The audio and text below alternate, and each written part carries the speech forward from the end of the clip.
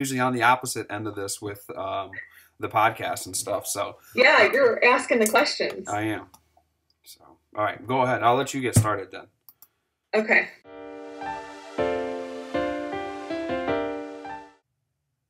Hi, I'm Dormie Roberts, Associate Editor of Pavement and Maintenance and Reconstruction Magazine. Today, I'm joined by Marvin Joles, the winner of the Pavement Best of the Web Award. So thanks for joining me today, Marvin. Hey, I'm glad to be here. It's nice to get news of the award, and I'd much rather be in here on an interview with you than outside in the snow. So it sounds good. Very true. If you're in Wisconsin, it's snowing. Yep. So let's jump right in. So, Marvin, tell me a little bit about your company history to get started. Sure. So in 2004, I graduated high school. I had worked for a roofing company, did seamless gutters, and kind of did asphalt maintenance stuff too on the side. But mainly, we just did roofing and seamless gutters. And I quickly realized I didn't want to do that. I went to take a handyman apprenticeship out in Boston area and did that for about 6 months. And then next thing I know, I came back and decided what I was going to do. I moved to Black River Falls and started into the industry a little bit here and there. And now it's just kept going and going. And here we are. It's, I did name changes a couple times, just trying to figure out what I wanted to do and how we were going to do it and market it. And so that started 2004, just myself and one truck and a tank, and I did everything by hand. And I'm really glad we're not still in that situation. And to mention, Wisco LLC is your company. So how did that name come about? Sure. So with Wisco, I jockeyed around a few different names and things, and I really wanted a name that could be recognized in the state and would be marketable. And it's very simple, very easy to remember. We mainly did seal coating at that time, so I figured we're in Wisconsin and we do seal coating. Let's try Wisco out, and now it seems to be everywhere, so it works out good. Awesome. Is seal coating the only thing you do, or do you have other services you offer? Yeah, so we started out with seal coating and crack sealing, and then of course we did a little cold patching and things, and then within the last 5 years we started doing all of our striping in house, and then within the last 2 years we've been doing some paving work, subcontracting some bigger stuff with that, but doing a lot of it here, partnershiped in house and things like that. So really we take care of everything now, from starting with gravel until we're laying lines down or taking care of it for years to come with maintenance services. And that's really a great approach to customer service, right? So you could help the customer from beginning to end. Yeah, and we're kind of more in the rural part of Wisconsin. So, it's really nice for them to have us as an option out here, and then for us to be able to provide through partnerships, asphalt installations, and really have some choices in contractors. That's awesome. So getting into the award part, walk me through the process of how you developed your website. Yeah, so I have a really good friend that I met through the landscape and lawn care industry. His name is Brian Ring. And when I first started doing websites, I did everything myself in house. And then I had met this fella. He owns a lawn care business in landscape business in Minnesota. And I had went to an expo for that community, for that industry. And he had just approached me and said, "Hey, I'd be interested in taking care of this for you." And I asked a few other people that I had seen that he had worked with, and they seemed to like it.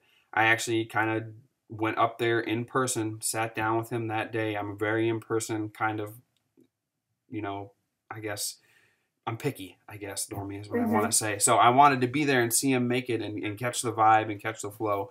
And I really, really, really, really, really wanted it to be mobile friendly, because I had a feeling that when we created this thing that people would be on their mobile devices more than they would on their laptops or on their PCs, desktops. So it really has that feel for it. And I just wanted it to be very simple. Like I said, we're in a rural area, so I wanted it to be easy to navigate, not too complicated, right down to the point, and then be able to contact us easily through it. Awesome. And did you mention when the current website was launched? Yeah, so we switch. I believe it's been 3 years now. So we refine it a little bit here and there, and just kind of make sure that our SEO, which is search engine optimization, is up to par and that things keep going. And it's worked out famously for us that like I said, my friend, his name's Brian Ring. He goes under the name Ring-a-Ding when he makes websites, and I couldn't be happier. So we talked about this a couple years ago that this could be an opportunity for us, and here we are. That's awesome. So you mentioned SEO. How often do you update your content or your pictures or information on your website? Sure. So with SEO, we want to make sure that we're changing stuff often. So him and I will usually talk once a month, kind of talk about what we want to do, if we're going to change pictures out, if we're going to move some stuff around, if we're going to add keywords in or keywords out to be found. And it seems to work out really good with that because we take care of our social media platforms as well and all the other search engines. So we just want to make sure things are changing and moving and we're making a little bit of noise. That way Google or Bing or whoever keeps us up there at the top. That's awesome. And since the new redesign, how many leads have you gotten from your website? Well, sometimes it's easier or harder to track those nowadays because a lot of people will look at the website, that be the deciding factor for them, and then they'll just call. And then, sometimes I don't get a call, I don't know anything, all I get is a request to the website. So those ones are easier to track. But I know that we always have some kind of activity going on almost daily through the website, and that's all I can ask is that everything is working. All these cogs in the wheel, or in the machine, are making the wheels go smooth. That's awesome. Also, not many contractors have a website for their own company and things. So why do you think it's important to have a website? Yeah, I was just talking with a contractor about this. He has a successful business, asphalt maintenance business, doesn't have a website, only uses social media sites and things like that. And we were just talking about how, it's kind of one of those things where back in the day, if you wanted to call a plumber, you just knew that you needed to go to the phone book to open it and find a plumber. And sometimes people's mindsets are still like that. So they think, well, I'm just going to have to type in, who's here. And a lot of times the reason you're at the top of some of these lists, these Google lists, is because of your website. So it's a necessity for what we're doing, I believe. Now some people can get around it and hack it a little bit, but for me, it's just one of those components that is necessary. And for the cost, you get one project or two projects off of it, it's covered. So you might as well go ahead and get it on there as well. Awesome.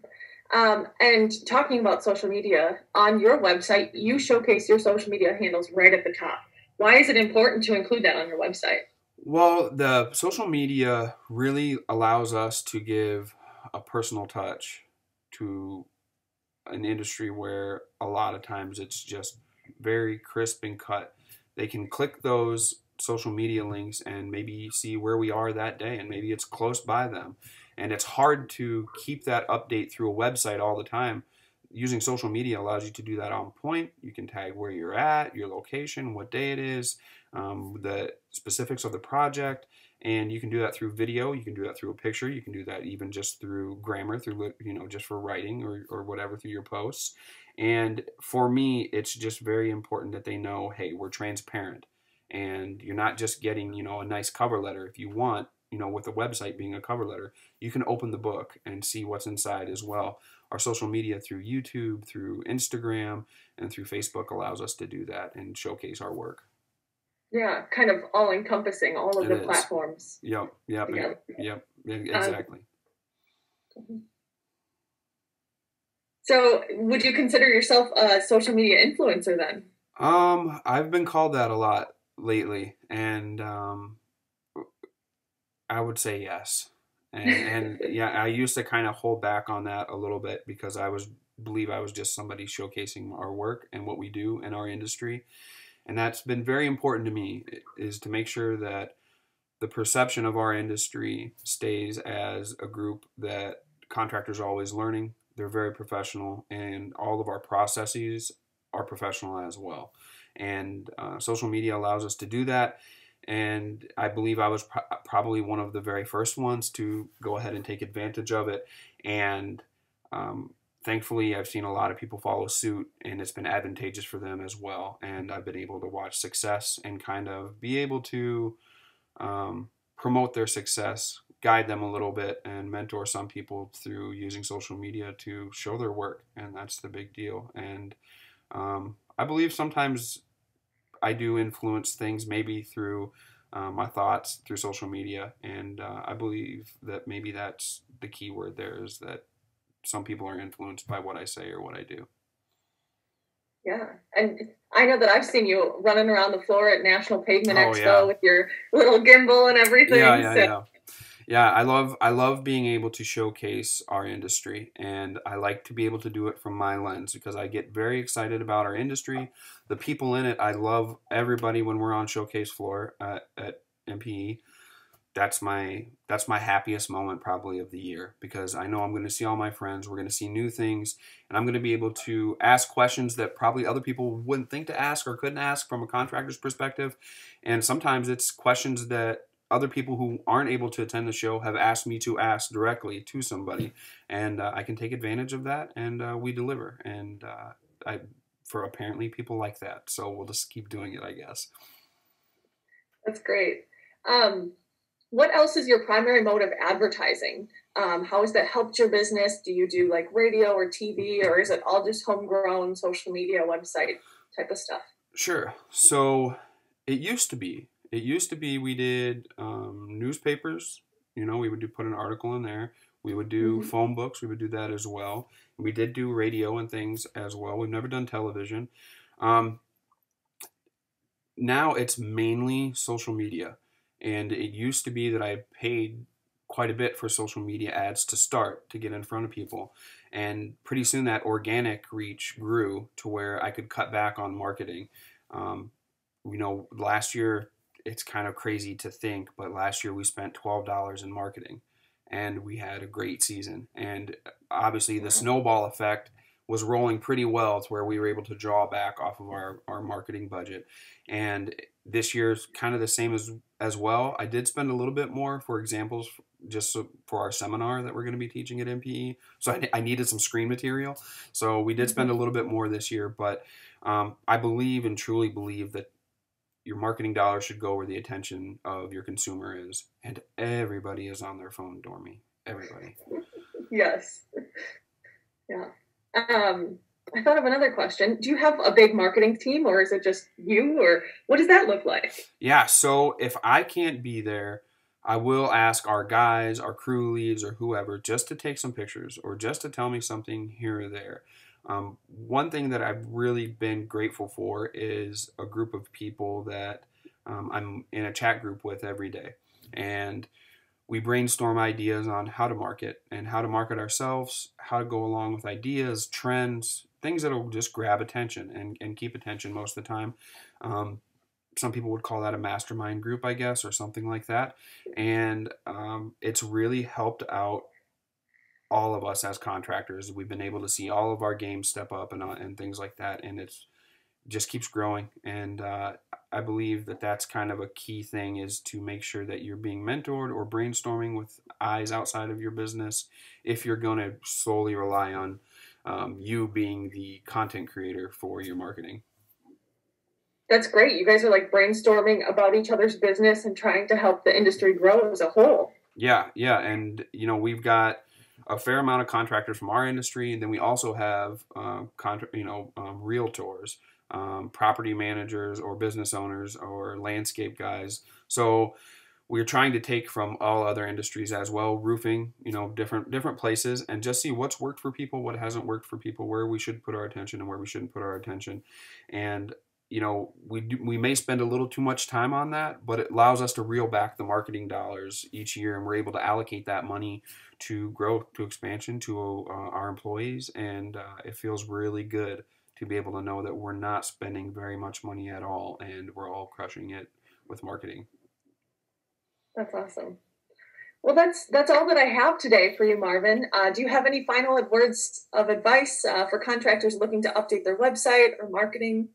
Yeah, the main thing is to make sure that for me anyways, that your website, your social media, everything reflects your business culture. People kind of know that, this is the way I am. I'm running around, like you said, I'm excited about the industry. I want everything to look really smooth. I want everything to look new age. And I believe that image should reflect your business culture, because some guys are in some companies are very good at what they do. They're strict, they're to the point, and their website shows that. And some customers really, or the customers that they're targeting, really want that.